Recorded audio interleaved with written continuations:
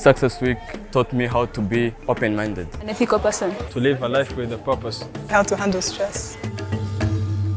If you have an idea to start a business, there are so many questions popping up. Is this business idea feasible, viable? What's my unique selling point? That way you're able to get on a commercial footing faster and run sustainably without making avoidable mistakes. For 5 years, I lived as a street child. Then Kepler came in. I remember this class of professional competence, critical thinking, like how can you go back in the community and create an impact? So I started writing about sheer love Rwanda. Education is a visa.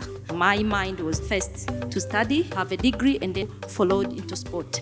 Everything you want in life comes automatically as long as you are ambitious, you have a passion, love. No matter things are pulling you down, just focus on the way. So now here I am. When we started, it wasn't our past, it was a question. Can you let us know about our past?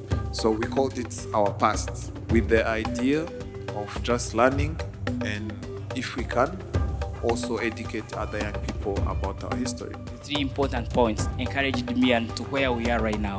One is not giving up, discipline. Then the other part is hope. What do you believe is important? Do you believe that honesty is important and integrity is important? Do you believe that dignity is important? Humility is important? Beliefs is what you espouse as things to do. Values are what you think is important. That's what we're trying to teach you.